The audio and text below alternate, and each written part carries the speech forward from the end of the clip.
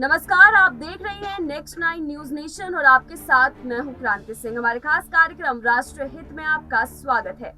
देश को जल्द ही नया राष्ट्रपति मिलने वाला है। वर्तमान राष्ट्रपति रामनाथ कोविंद का कार्यकाल जुलाई में खत्म होने जा रहा है।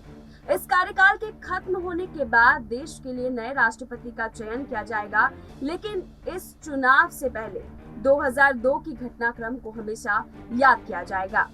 आप जानते हैं, देश में राष्ट्रपति पद सबसे उच्च माना जाता है। इस पद पर सबके लिए एक मत होने के बाद ही कोई विराजमान होता है। इस कुर्सी की महत्व देश के लिए और राष्ट्र के हित के लिए बेहद ही अहम है। राष्ट्रपति चुनाव से जुड़े कई दिलचस्प किस्से हैं, लेकिन 2002 का राष्ट्रपति चुनाव कई मायनों में खास रहा।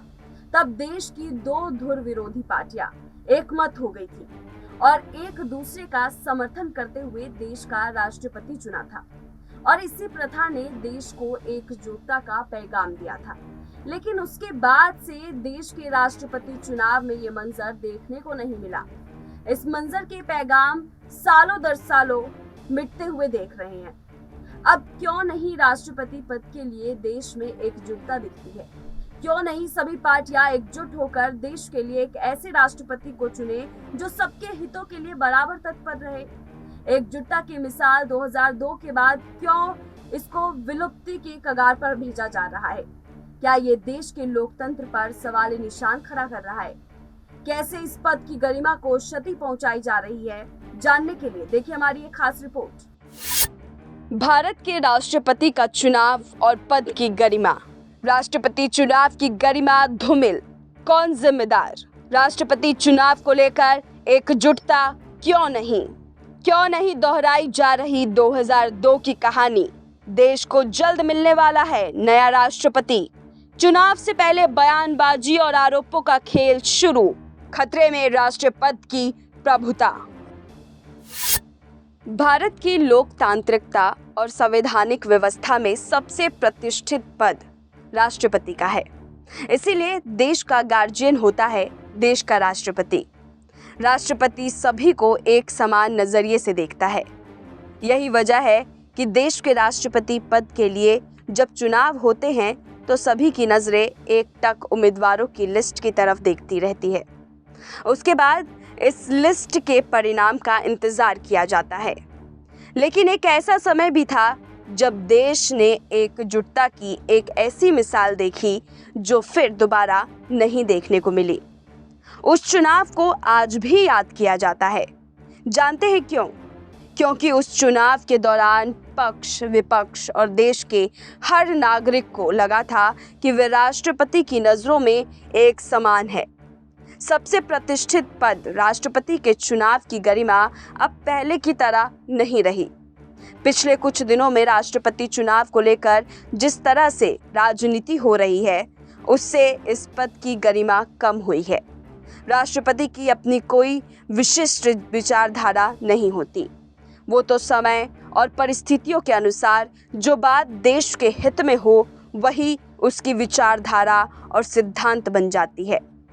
देश की राजनीति और राजनेताओं के लिए कुछ शब्द बेहद संवेदनशील और सियासी नफे नुकसान की दृष्टि से लोकप्रिय है, जैसे कि दलित, गाय, हिंदू, सेकुलर, अल्पसंख्यक एन वगैरह।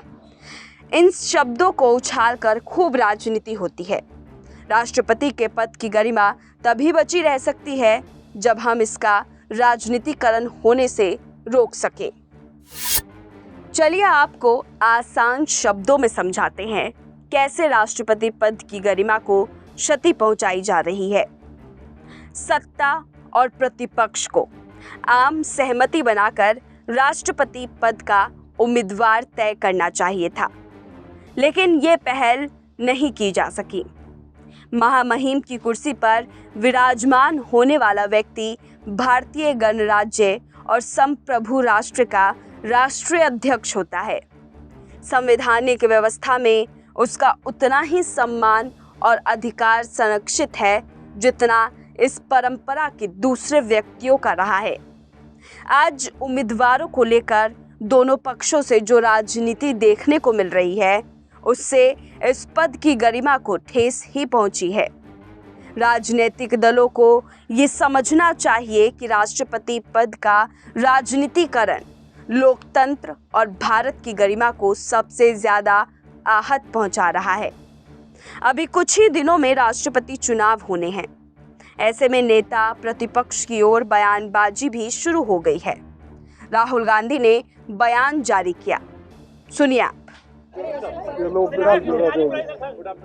Well, all opposition parties are unitedly supporting Yashwant Sinha ji. Of course, we are supporting the individual, but the real fight is between two ideologies. One ideology of RSS, anger, hatred, and the other of compassion of all the opposition parties which are standing together. ये विचारधारा की लड़ाई है। यशवंत सिन्हा जी के साथ सारा का सारा ऑपोजिशन है। दो अलग अलग विचारधाराओं की लड़ाई है। एक तरफ नफरत और दूसरी तरफ भाईचारा और देश की भावना। धन्यवाद। देखा आपने कि आपसी सहमति का दौर जा चुका है और बयानबाजी का दौर आ चुका है। इससे साफ है कि देश अपने संविधान, उसकी नैतिकता और गरिमा को खोने की कगार पर पहुंचता जा रहा है।